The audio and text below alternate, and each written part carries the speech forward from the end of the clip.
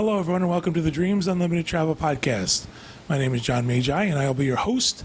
And for this episode, we are coming to you from our balcony on the lovely Explorer of the Seas on our 7-night Alaska sailing. I am joined, not quite at the table, sort of behind me. I think we could describe it as huddled in a corner. behind me and to the left, Client Services Manager for Dreams Unlimited Travel, Kevin Close. Hi, everyone. Consultant for Dreams Unlimited Travel, Tracy Heinrichs. Hi, everyone. Again, welcome. Again, obviously, we are not in the studio. We are on our balcony, on our cruise ship, sailing through, what are these waters here? The Northern Pacific. The Northern Pacific, on our 7-night Alaska sailing. This is part 2. Last week, we talked to you about the itinerary that we were on, our 7-night Alaska cruise. We talked about going to Juneau and Skagway and our day visiting the glacier, as well as upcoming stuff that was going to happen on our cruise. And in this episode, we're going to talk a little bit more about the ship and life on board the ship and things we experienced so far as food and service and things like that. So before we go into detail, let's talk a little bit, let's get a general idea of how the cruise has been. Kevin, you go first. I've had a really good time. I love an Alaskan cruise. This is our second one.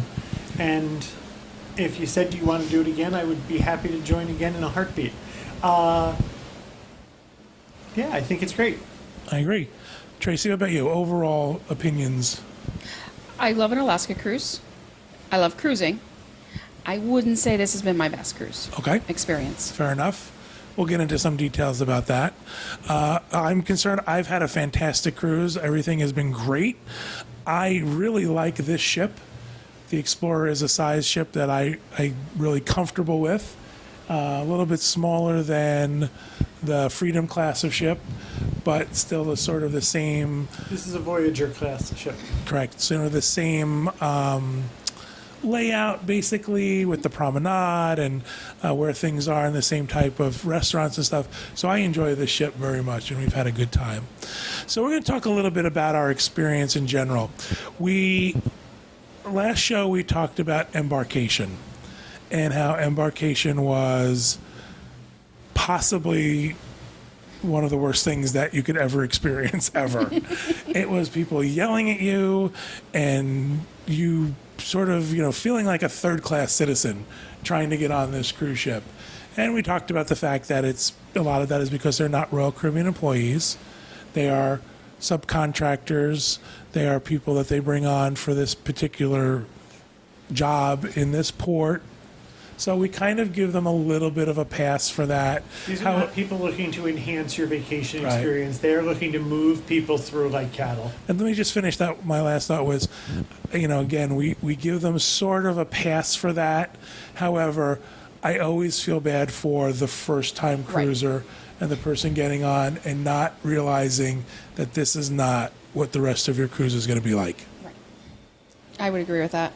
And I hope that that's from people listening to us talk about these things, because we've talked about it before, and just kind of realizing this is kind of par for the course in cruising, unfortunately. Unless you're at a dedicated port, Disney's Port Canaveral, Fort Lauderdale, where they sail, Royal Caribbean sails the Allure and the Harmony. These are dedicated ports, and I find they've gotten the operation down a little more smoothly. Right. But in these temporary ports, there's room for improvement.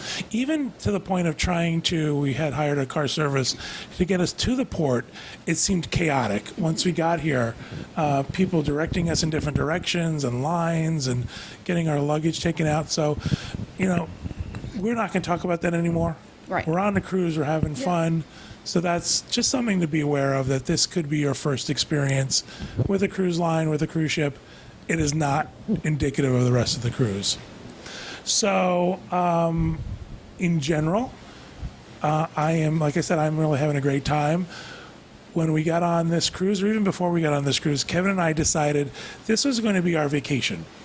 We weren't going to run around, and we weren't going to try to make, plans to meet up with a whole bunch of people, and we weren't going to do shore excursions. We were just going to enjoy ourselves. And so far, that's kind of what it's been like for us. Eating when we wanted to eat, do what we want to do. So just enjoying our time in general.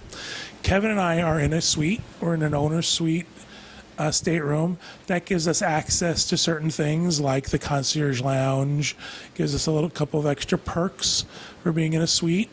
We are also Diamond Plus. That is our loyalty level. That also provides us with some additional perks.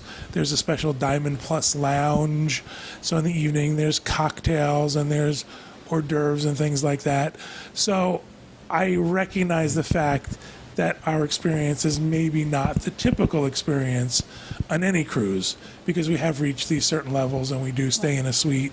So, it's So you're interested to hear from the other half? no. What I want to say is Come on. You make it sound like, poor Tracy. And poor Tracy. She had a butler. But I just want to say to people, if you hear us talk about the fact that, we kind of lounge, we're going to talk about dinners and how we sort of just show up to dinners and go there. It's a perk of being in concierge. Yep. You don't have to do that crazy, make that reservation and worry about, we kind of show up where we wanted to eat and we ate. So I want to make sure people understand that that's why our experience is our experience when we talk about some specific items. Okay, done with So- the preamble. I'm in an inside stateroom, and I will say, as far as square footage, there's two of us. We're good. There's enough room to put our stuff away. We're not, we're not tripping over anything or tripping over each other. As far as the space, the use, I feel like we got exactly what we paid for. Okay. Are you able to put your luggage under your bed? We are. Okay. Yeah, and that makes a big difference too when you can get that out of the way. Lots of closet space, what I would consider enough drawer space, a little bit of a vanity. The bathroom is a decent size. It's all in one. It's not a split like people used to Disney may have. What I do like is that the shower is a stand-up. Yes. And we make fun of it. It's a capsule. The doors kind of close around you a little bit. It's a little bit like a tube. But because it's round, it gives you a little bit more space to move in it. Yes. As opposed to having the little tub shower with the curtain is not my favorite thing. I agree. So definitely enough space. And I knew exactly what I was getting into. So it's not We've actually sailed in rooms that had those. We have. I'm a big boy, and I don't find them that Right. confining. Yeah. There's enough room to shower. Yeah. And I realize this is the ongoing debate. We prefer the single bathroom. We don't like the split bathroom that's on the Disney ship. We find them too small and not really convenient. Again, personal preference. Right. And so I will say this is my fourth Alaska cruise. And that's why, and because it was a group and it was a little bit of a work cruise for me, I didn't feel the need to go to balcony on this one. Because on an Alaskan cruise, you can really jump in price from an inside to an ocean view to a balcony. There can be a big gap. So I didn't feel the need to do it on this cruise. I would say if it's your first Alaska cruise, I would strongly suggest a balcony, at minimum. You can get a window, you can have an ocean view. It's not the same. I think a balcony. And so if that means that maybe we're going to wait another year to do the cruise, Right. I think the balcony in Alaska would enhance your cruise experience. Now, keep in mind, if you're looking for a large veranda balcony, as John has said, we're in a suite. Right. And our balcony is actually fairly small. We have friends who are staying in smaller suites, smaller, less expensive suites, and have balconies twice the size of this. And if you're looking at where we are now on this balcony, this would not be your typical balcony size either. Like this would probably be maybe half of what a regular veranda stateroom would have as a balcony. So this is a little bit bigger, so just to give you some perspective. So that's one thing I would suggest when you're on an Alaskan cruise, look at that veranda. The other thing is, some of you may recall me talking about my Oasis Suite Class experience. And having now experienced that, I can really see the difference when you don't have it. Yes. So your room key is a different color, so it might be a difference as far as how, the guy in the lounge taking your order treats you. And it's very subtle. I'm not talking about anybody ignored me because my card was blue. That's not what I'm talking about at all. I'm just saying I think I realized this cruise that when you're opting for a suite, it's about more than the square footage. Yeah. That's an interesting point, too, because I was having this conversation with Kevin. I said, because we cruise so much, there were little things that I don't think people would have noticed. Exactly. And I'm going to say something so petty. People are just going to scream at me. We entered our stateroom, and there was no pen, and there was no of a specific paperwork we needed, and something else was missing, very minor. And I said, being on other cruise ships, this is supposed to be here. We needed the list to do a load of laundry. We were Right. looking to put laundry in and couldn't find the paperwork. So it was little details that were missed. And I think that happens when you cruise a lot, and that you get that level of expectation that this is what's happened on other cruise lines. This is different now. Right. So I notice it more. And not even lines. Like, I'm finding a difference in the ships. Like, I'm not finding things are not consistent Oh, on yeah, here that absolutely. we've experienced on other Royal Caribbean Yeah. ships. I would say, and I think I've said this before on the show, sometimes I think when you cruise, the ship is the star or the itinerary is the star. Yep. And I think this is a good example of the fact that Alaska is the star of this cruise. The ship is almost secondary. See, now I disagree. And I think the ship shows it. I love his ship. I Yeah. really do. You It don't, could be you don't because find I- like there's like maintenance issues. Like, I'm I finding a don't. lot of things where, like, I'm finding there's been a lot of, like, I've been in bathrooms where there's one particular stall that's been out the entire cruise. I Wow. go into one bathroom and 3 of them have been out of order. That's 3 of the unfortunate. stalls have been out of order the whole time. But see, I It just- travel only in the concierge hallways and only in the concierge bathrooms. on the Yellow Brick Road. So I'm just finding little things Right. like that. I notice little things with the staff themselves as far as service. There's little things to me that feel off from other Royal Caribbean experiences I've had. And I also think it's me now cruising, now that I've experienced suite level. Right. And when you're cruising without it, you start to realize, it never occurred to me before about all the, what are the intangibles? You know, all the other things. It's about more than just the square footage. And so what I would say is that if you are cruising at a price considerably lower than maybe what some other cruise lines are doing, and we talk a lot about Royal Caribbean versus Disney, there's a reason for that, and there's got to be some give somewhere. So I don't want you to, you can't expect bargain basement value pricing and first class service. They don't go together. And so, It makes me sad that someone else would not get the same service because of how they booked, but I understand what you're saying. Yeah. And I appreciate that you're saying, yeah. listen. And it's not that it's bad. Like, don't get me, like, Right. it's not like anybody saying, oh, you stand over there. It's not like that. It's just I've seen a different level. Gotcha. And it feels, and I mean, and sometimes I'm finding service issues when nobody knows what color my card is. So it's not like it's only, and I could be way off base. It's just kind of some observations I've had this So week. let's explain that a little bit. Based on the stateroom you're in, you get a different color card, and because we're in suites, our card is gold, and Tracy's not in a suite, and our card is blue. So you feel that when you take out your blue card at, say, a lounge or a bar, that someone is now prejudging you. No, not you know what I think it is? I don't find that when I take out my blue card and I order a drink and I'm sitting down, it's all okay. Okay. But when I've been at a table, we have friends of ours sailing on this cruise that have the gold card, they're in the suite. Yeah. When they're at the table with us, the service It's elevates. better. So it's not like mine is so terrible. It's just that I find that it elevates. You notice that it elevates. once- That's interesting. And I found it in specialty restaurants. You know, when we're at the table with, it elevates beyond. And maybe it should. And I'm not kind of haven't decided yet whether I think it's right or wrong. Right. Maybe it should. Maybe this is part of what you pay for the suite experience. I equate it a little bit. You go to Disney, you can stay at a value resort, you can stay at a deluxe resort, you can stay in a regular room, you can stay in a club level room. So maybe this is part of the service that you pay for. Gotcha. Maybe it is. But interesting. It is interesting. And one of the things I mentioned too was because we are suite guests, there's certain perks involved in that other people don't get. I talked about this. We have not eaten in the main dining room any evening because we can go to specialty dining every night and just show up and get a table. There's another function to that. Right, well, I was going to get to that Okay. next. But just let me just say real quick, because of this, I believe we get into the restaurants because of the suite. Right. We can call concierge, we can get a reservation the same day, that sort of thing, where other people can't. And you've said that, where you, or someone else said that, they tried to get a reservation and the earliest time they could eat was 8:30, and we just walked in whenever we wanted to. Right. Yeah, that's definitely a perk of the suite. And I think that should be a perk of a suite. And Excellent. so it's not saying that, you know, that I'm less than because I didn't. It just means that I'm getting the service level I paid for. Gotcha. And you're getting the service level you paid for. Gotcha. So Kevin, talk about the thing you were going to talk about. Actually, we forgot about it. A while back, we got an email that there's some internet provided with the owner's suite, but they have what they call VOOM, which is the high-speed internet across the Royal Caribbean fleet. And you can get it for 1 device, 2 devices, I think up to 5 devices.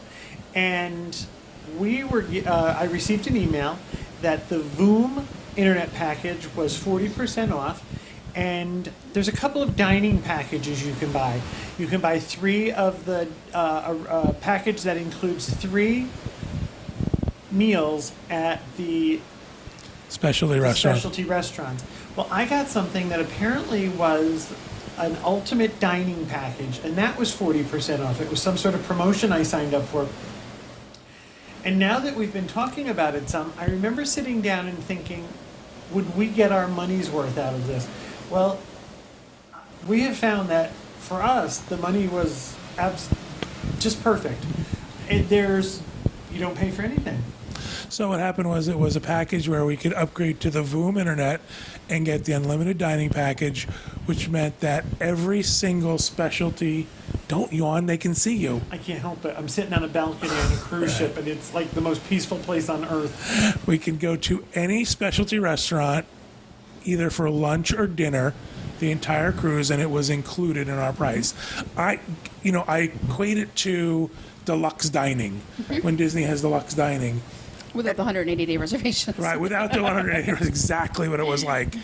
And the specialty restaurants have fixed pricing, Giovanni's Table and Chops. So there's a fixed service charge. However, there's another place we love called Azumi.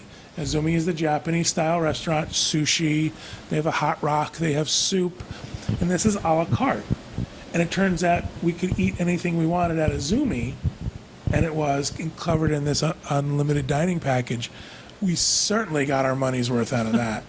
I mean, as a matter of fact, I think they probably want us to leave in Canada. That's right. Sir, please get off the ship because we're losing money on you. So that was a plus of the whole thing, but I think the concierge added to the fact that we could get into Right.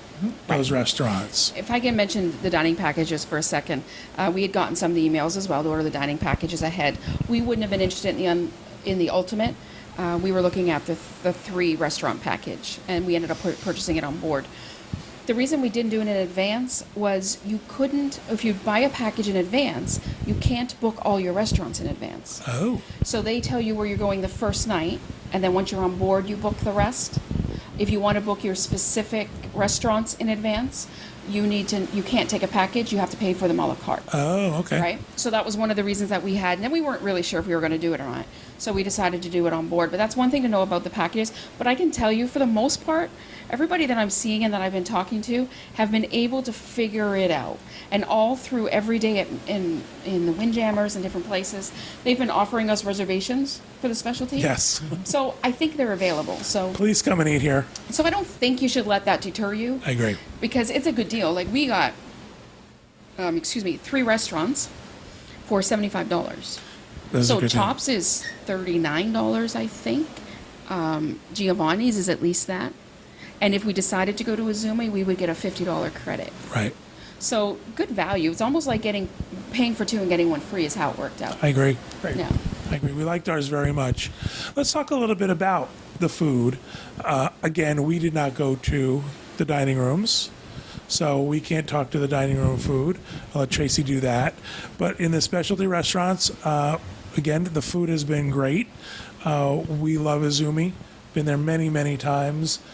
Can't say enough good things about Azumi. I agree. Fantastic quality, fresh fish, fresh sushi, fantastic stuff. We've been to Giovanni's Table now for lunch and dinner. Both times, great meals. Fantastic meals, great service, everything was great. Our one misstep and our one failure was Chops. Yeah. We- We found the same thing. Kind of have come to the conclusion that this will now be the 3rd sailing where Chops was not to our liking. And a 3 different ships. 3 different ships. So we kind of come to the conclusion that we just don't like it and we're just not going to go. This is supposed to be a high-end steakhouse. It used to be. It used to be. We keep doing it now. The same thing, last 2 or 3 sailings, and we keep trying to get that first or second experience back. Yeah. Where it was the sides were amazing. You ordered a smaller piece of meat because the sides were so Right. good. You had a great cut of meat. None of that is happening. I agree. And it's like you had mentioned, it's not just this ship. And we were there for lunch and for dinner at different times than you, so it's not like we were all at the same Right, table. right. And had the same experience. Service issues. I had service issues in Chops both times. I actually got a baked potato in Chops. I was looking forward to it. And they brought it out, and I buttered it. I put butter on my potato, and the butter sat there. Like still in the square. And I called the manager over, and I said, I've had this potato now for 4 or 5 minutes. And he said, and there's a problem?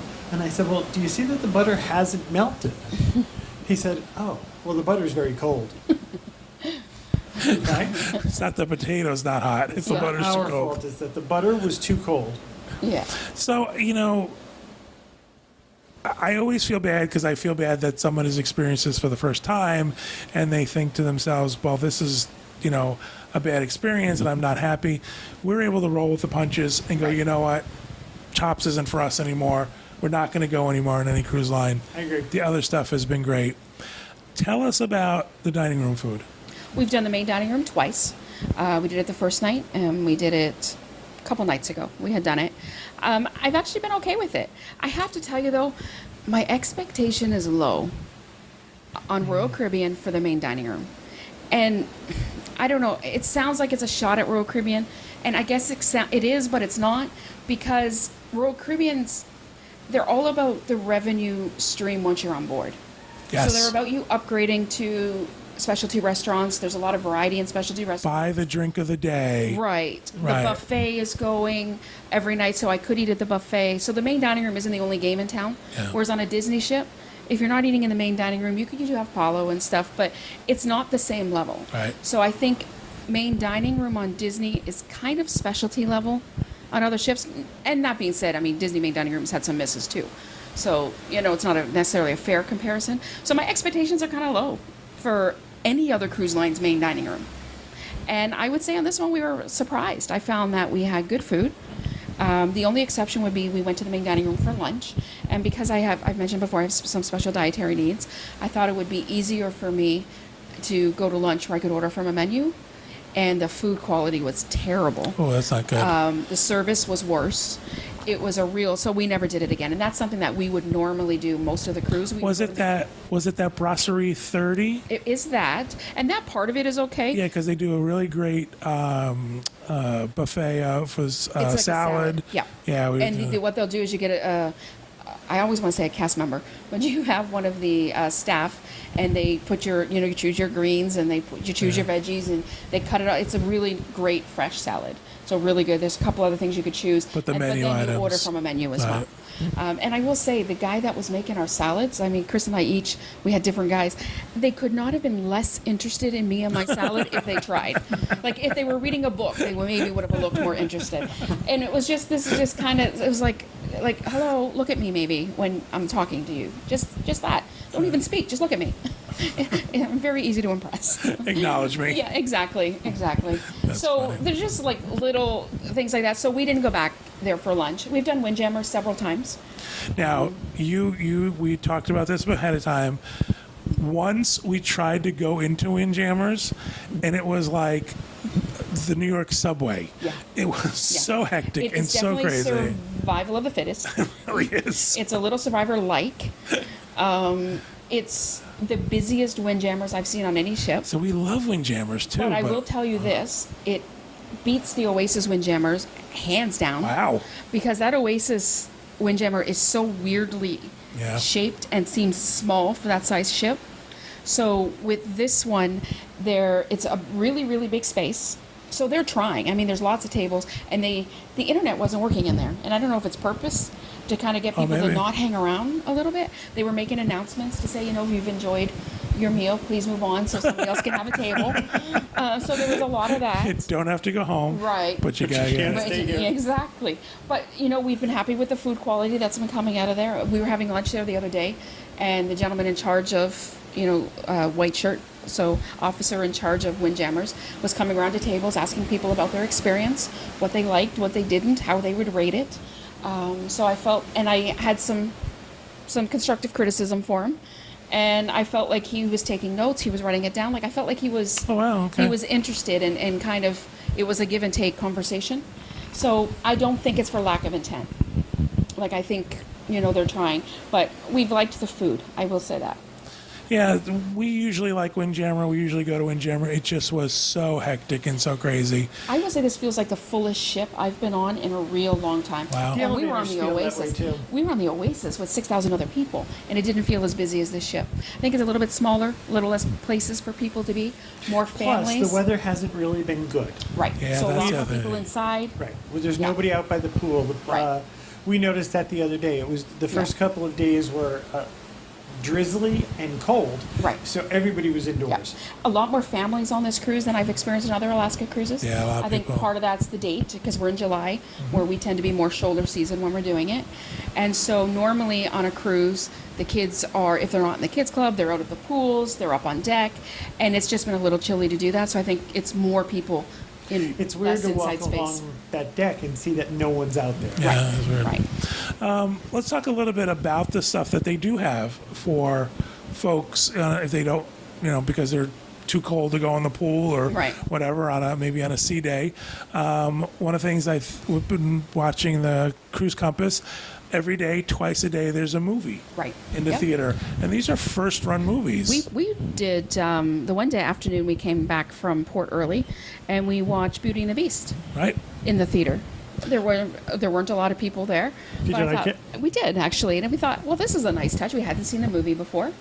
I know they played Lego Batman movie one day. Kong Skull Island yeah. was one day. So I thought that was a nice. And I was saying to Chris, I think before Disney, it never would have occurred to a cruise line to play a movie.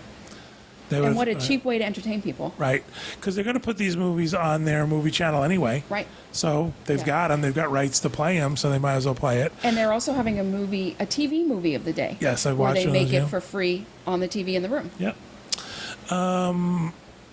Always, every time I open the compass, every time I open the door and hear the cruise director, there is trivia somewhere. Mm-hmm. There's bingo somewhere. There's They've been doing dance lessons. dance lessons, sushi making lessons. Spa appointments, cupcake decorating. Yep. Yeah. So I think they're really trying hard and doing their best to make sure that there's activities for people every Right. day. Yeah. So I don't think there's a lack of stuff to do if you can't sit by the pool or you can't swim in the pool. Our room is near the library card room, and it's a fairly small space with tables and chairs, and there are books that you can borrow for the cruise if you wanted to. And normally this is the quietest place on the entire ship. So when we saw it, it was near our room. Oh, this is great. This is where Right. we can set up the laptop in the morning, answer some emails. Perfect. It is the busiest place on the ship. Wow. Again, there's nobody outside. Right. So they have they have games in there like checkers and chess and different games and cards. So people, kids are all gathering around and playing, or we've noticed a lot of extended adult families, playing bridge or different card games. It's become the busiest spot on the entire Yeah, ship. yeah. So again, people will make their own fun. I've seen a lot of people with a deck of cards, playing cards, and that's the great thing, reading a book, Just relaxing. just relaxing. The ship has a promenade, has the Royal Promenade, which is shops. There's some places to eat down there. There's pizza, and there's a pub where you could go to. This is a little bit smaller than the Freedom and obviously on the Oasis and the Allure. This was actually where it started. The Voyager Right. class ships were the first one to have the promenade, and then it seemed to grow exponentially with the Freedom class ships, and then they built the Oasis. Right. And And just they blew do it out. and they do things like there'll be a parade. And there'll be been a parade. characters out there. Special sales. Yeah. Yeah. Special sales. Surprisingly, on this ship, a couple times now we've walked through the promenade, and there's people serving food. Yeah, like One day was randomly. sandwiches. Really? There was people serving Soup the like other day. sub sandwiches, and then yesterday when we were walking through the promenade, there was a man, and he had two giant tureens of salmon chowder and seafood chowder. And these are just for everybody, and I've not seen that before. I thought that was kind of cool. They might not have been employees. They might just have been guests who You sure decided. it wasn't a group and you busted in on a private experience. No, he was right. Right on the promenade. And I walked Really? by and looked at it, and he said, "Sir, would you like some soup?" And we Yeah. had Wow. eaten. We had eaten 45 minutes ago, and we were going to And eat you're gonna another eat it in an 50. hour. Exactly. Which is the way this cruise has We been. have been eating a lot. Yes, Yeah. there's been a lot about food this cruise. So again, a lot of stuff to do, a lot of stuff to keep you busy. I want to talk a little bit about the kids club. We obviously don't have kids with us, so we're not experiencing it, but someone in our party does have a child in the kids club, and we have heard more than once that it has been a struggle to get him out of the kids club. So unusual, right? He is loving it, And he's not a kid who normally would. right? I know the first day, I always make it a point of going to see the kids club when I'm on a new ship before they open it up, and then you're just creepy because you're in the kids club.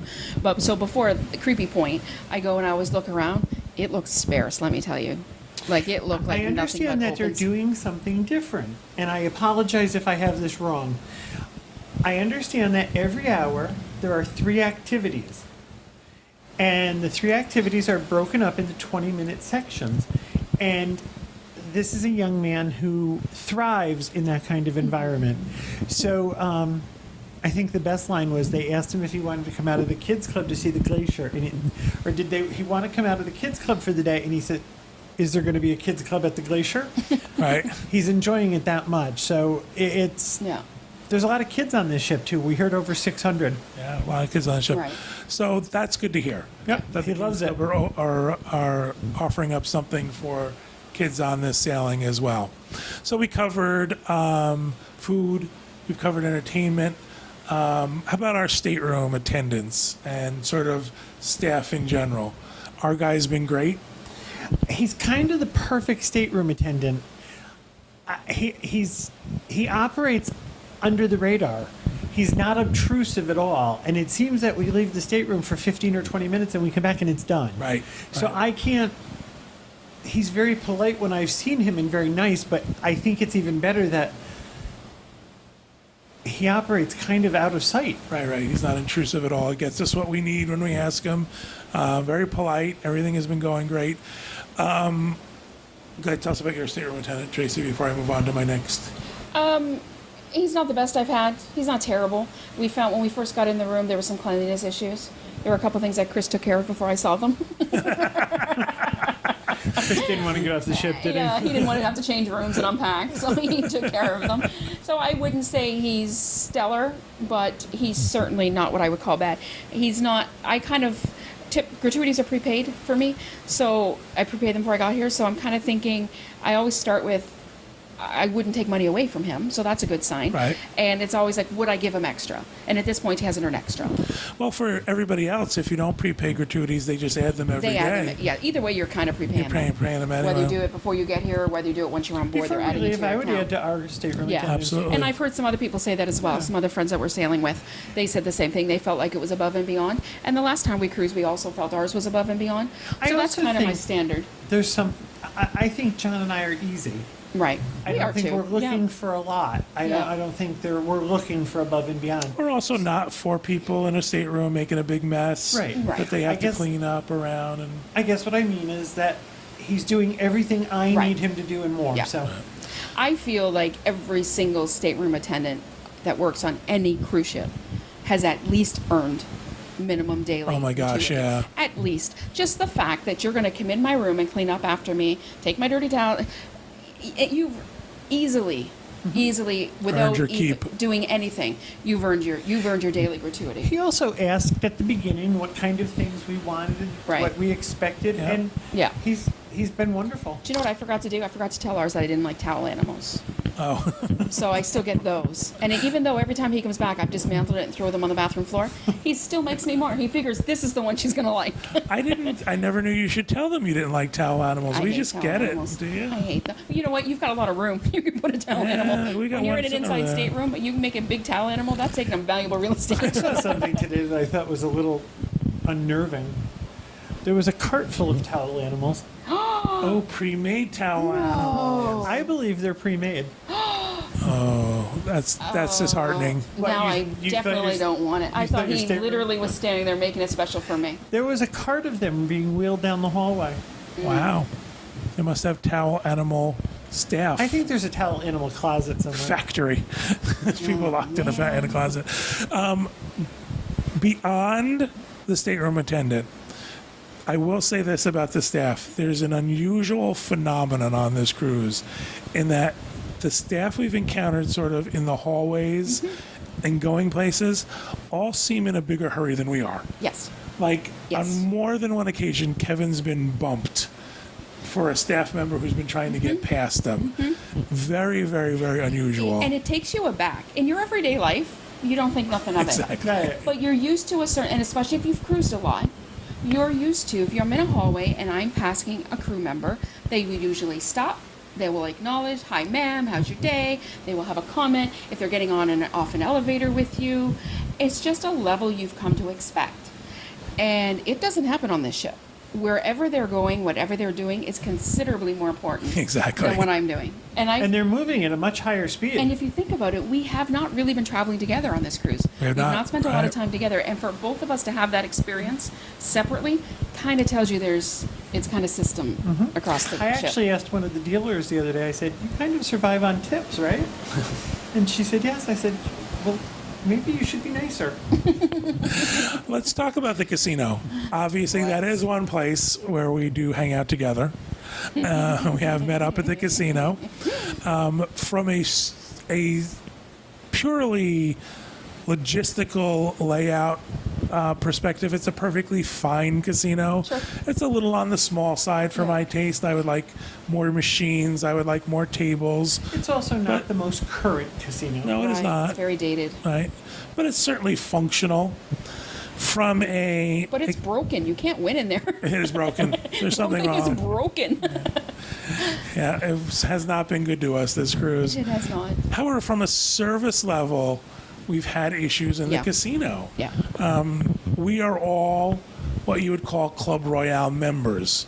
Because of past play, you automatically get enrolled in Club Royale, which is the casino. And in the past, their loyalty program was a little different. Now it's been tweaked a little bit. However, I called ahead of time and said, Kevin and I were going to be on the sailing. Here's our stateroom number. We're going to be in the casino. I show up. The casino host has no idea who we are. I said, well, can I at least get the things I usually get as a Club Royale member?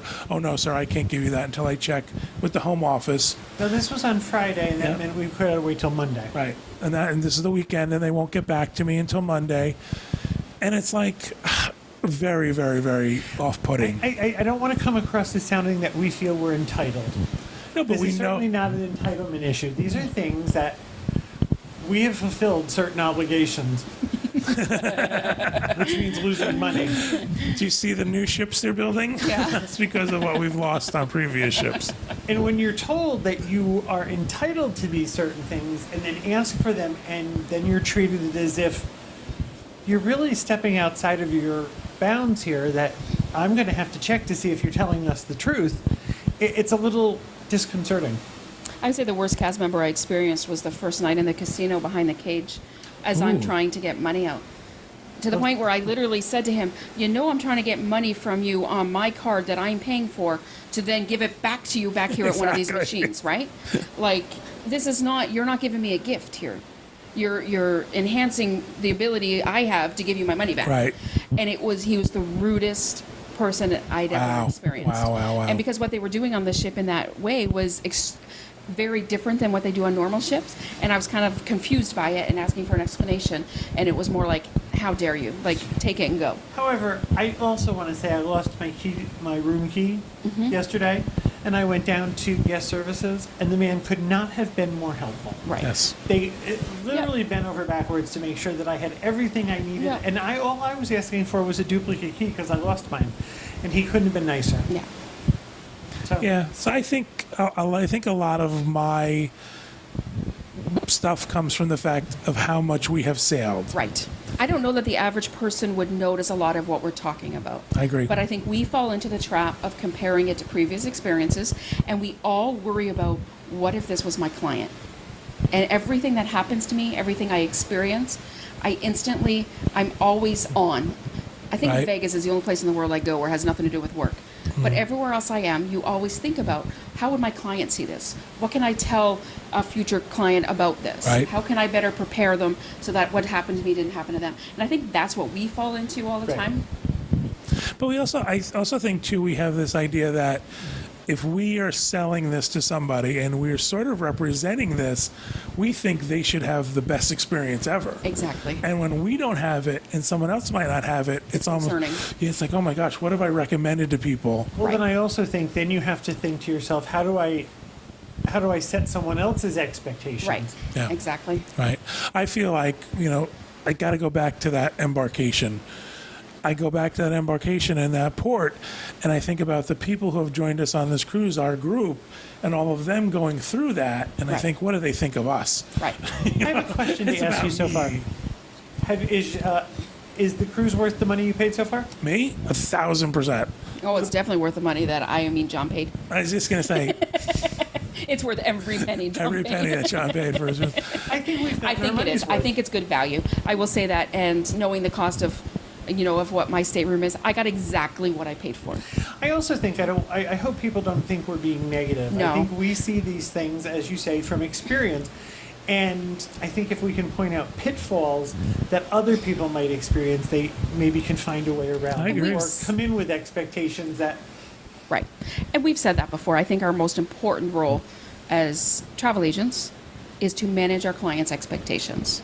And it's not necessarily, we do share our opinions as well, but you want people to know what to expect. If you know what to expect, you know you're going to get the embarkation and it's going to suck, but there's going to be rainbows on the other side, you're going to get through it. Hold on, you're going to Right. get through it. It's like if you're flying anywhere. Is there anything worse than an airport day? Oh my God, no. Airport day, Right. it's the worst start of your vacation. Think about it like your airport day. It's the same idea. I agree. and sometimes airport day and embarkation day are on the same day. Right. And then you got a double whammy. That's right. So fly in the day before. After the muster drill, it all gets better. Yeah. Is there anything we didn't cover that you wanted to say specifically? Is there something we didn't talk about? I just want to say, I've alluded a couple times to the fact of having special dietary needs. I know some of you are probably saying, oh, I want you to talk more about that. We're going to do that on a future show. I have this cruise, Chris, my husband and I, we have a strictly vacation cruise coming up on Celebrity. I've got a Disney coming up soon. So I'm really paying attention over the 3 lines, how each is handling special dietary needs. I think that's And going to be so fascinating. We'll do a future show on that, Yeah. only talking about cruising and how I felt the different cruise lines handled it, and maybe what I've learned and what I could do differently to help them help me, if that makes sense. I think that's going to be great. Yeah. That's going to be really good. People find that useful. Dull. You think it sounds dull? Because it's not about you. It's not about me. All right. How about you, Kevin? Is there anything specifically we didn't mention? I can't think of anything. I think this is a great cruise. I do too. I'm happy with the ship. There's been little weird hiccups. Chops doesn't know how to make baked potato. It's a different story. But I think it's little things like that. And I think once you overlook them, you realize that it really is a good experience. And none of them have added up to affect how we feel about the No. overall No. cruise. Yeah. No. I'm enjoying, I won't say enjoying, I'm taking away certain things from my guest interactions this cruise. There are some guests on this cruise who are extremely rude. However, there are other Are you guests talking on, about people in our group?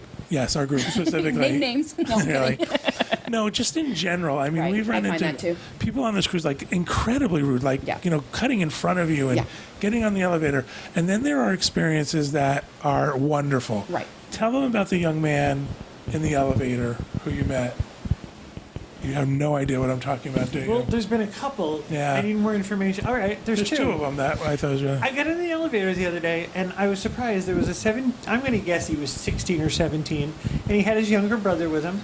And we were just riding up in the elevator, and he said to me, are you enjoying your cruise? Where are you from? Have you been to Alaska before? And I thought, wow, usually when you've got a 16-year or a 17-year-old, he was incredibly well-spoken and very friendly and very polite. It was just a really nice interaction. And then I had one who was just, we're traveling with someone who just celebrated her 75th birthday. And this young man was absolutely rude to her. And I had to be rude back.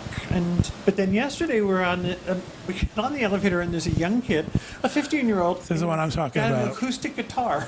He's standing in the elevator with his guitar, and we get on, and there are adults, and there's us, and there's this young man. And of all the people, we get on and we're hi, hi, hi. The adults say nothing to us. They'll look at their feet, like if they look at us, they might turn to stone, And I and asked we might him if he was interact with playing them. the guitar in the elevator, and he was just he was such a personable young man. And Charming and Yeah. nice, and we talked So- about going to the museum beforehand, and he saw the David Bowie exhibit and how he was a David Bowie fan. So it's a very sort of strange dichotomy on this ship of I have found young people are they're coming, I don't know what it is, but they're coming from a place of compassion. They want to talk to you. Like, I can tell you, I've had some very rude, obviously I look a little different than, I used to look, and a lot of people look. You don't look I've Canadian. had people I've had people be outright rude about it. I've had people say things that you couldn't imagine. I've had people stare. And I've had, that's just Kevin. and that's just Kevin. But yet I've had kids who don't even give, who it was like, whatever, hey, that's cool. Yep. And then on with it. But I've met a lot of incredible young people on this sailing. And I've met, and I could say the most of the rude people I've met are even older. At one point I said to Chris, I can't wait till I get that age where I'll just say whatever I want and not care. Yeah, Just that say happened and a long do time ago. Whatever I want. Get to that age. Not care about it. So, I mean, I think it's like anything. You'll see the spectrum. You'll see the rudest people you've ever met, and luckily you still have the nicest I think that experiences you've comes had. from putting this many people in a small space. I think so. I For think so. sure. Different people from different parts of the world, different parts of the country. I think and- that's the function of it's Yep. just you put that many people in a small space. Yeah. I think my biggest pet peeve on a cruise ship is elevator etiquette. Me too. Oh my gosh, I just want to stand there and do lessons. And I want to say to people, you're going to have so much more room on the elevator if you let the people on the elevator off. Right. If you stand in front of the doors are going to close and I'm still going to be on the elevator. If you let people off the elevator, there's room for you. And I think that's my pet peeve. I agree. I think people should learn how to do it right, or at least my way. So we should start doing elevator lessons. Well, I'll take a floor, Yeah, or and we'll like do a- elevator etiquette lessons. We'll sure make that a that- group I think activity. Valerie's already started. that'll go over Draw well. arrows on the ground explaining how it works. All right, with that note, I think we should end the show. Yeah, I think we've gone a little Before off. we can become Statler and Waldorf. Really. Thank you guys for taking time out of your vacation, for sitting with us on the balcony. Do you want to take your little pillow stool home with you? No, Yes, Tracy, thank you a for little- letting me cuddle behind you. A little tuffet. You're very welcome. Thank you, everybody at home, for listening and watching. We truly appreciate it. We hope you have a great week, and we hope you have a great vacation.